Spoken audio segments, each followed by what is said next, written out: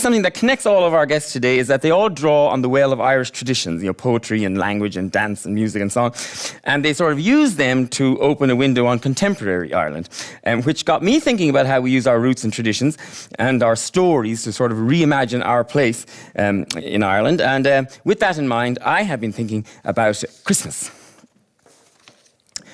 My sisters and I would write our letters with great care, tongue out in concentration. I would mark out each letter slowly and deliberately with 7-year-old gravitas, knowing that as soon as I had finished, my mother or father would, with similar gravitas, place the letter into the fireplace and then coax the burning ash to float up the chimney and out into the dark Mayo night, where it would drift and float until it reached the magical Mr. Claus. My letter would always begin and end with the expected polite greetings, inquiring after the health of Santi and his good wife, and passing on my best wishes to Rudolph. But both Santi and I knew that it was the list sandwiched between those salutations that was the real reason that I was writing. Now, it was a short list, just 3 or 4 items, in descending order of magnitude and importance. The last item, gently but firmly insisted on by my mother, was always the same. In case of supply chain problems or industrial action by the elves, she'd make sure that I wrote, or a surprise. I suppose you could call it a get-out clause.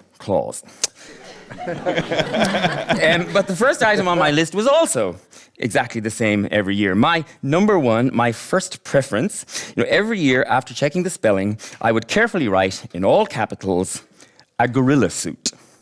For some now forgotten reason, but probably Tarzan-based, I had decided that only a gorilla suit would make my Mayo life complete. Now, of course, nowadays, with the internet and Amazon and the manufacturing power of 1 billion Chinese at his fingertips, no doubt Santi could deliver on my oddly specific hairy simian wish. But at the time, in 1970s Mayo, with only a few French elves on a work to rule and the limited options available in a Galway toy shop, my mother would explain that Santi would do his very best. But just in case, I did put down or a surprise, didn't I? And I did.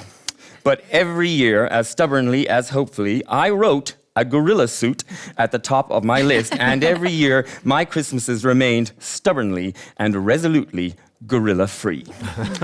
We put great store by Christmas. You can tell because, we say that we're going to do it smaller next year, or next year I'm going away, but we never do. And we continue to food shop as if stocking a wartime bunker and argue over who cooked it and ate it and didn't dishwash it. Whether we love it or hate it, we give it great weight and meaning.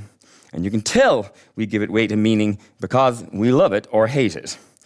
We fill it with memories, fattening its significance each year as we add more. Mementos of weather and faces and silly jumpers and novelty gifts that had already broken before the sound of music came on. Like an old camera reel, we revisit our Christmases past, of songs and gins and rows and slights and hugs and tears and cuddles and sherry trifle. Of kitchen disasters and sibling rivalries, of people who couldn't make it this year, and yes, loved ones who won't make it again.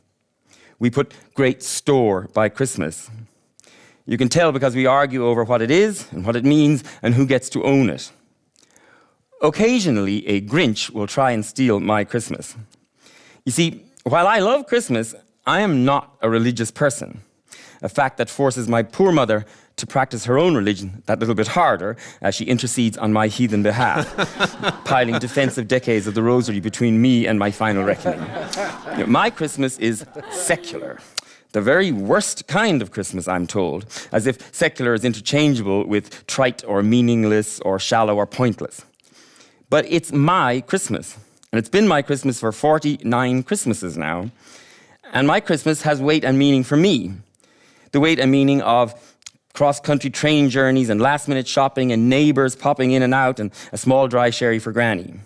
4 decades of Mammy's plum pudding, bad cracker jokes, and keep an eye on the turkey. I'm just popping down to Mary. It's her first Christmas without Joe.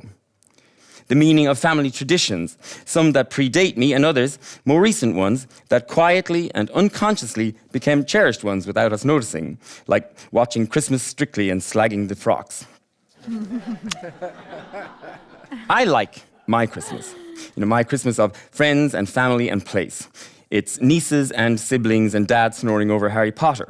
It's another pair of gloves unwrapped and exclaimed over as if we've never seen gloves before. It's a gin and tonic with Mrs. Guckeen next door and a squeaky bone wrapped for Penny the dog as if she cares about wrapping. It is memory, connection, and nostalgia. It is a remembrance of those gone but still loved.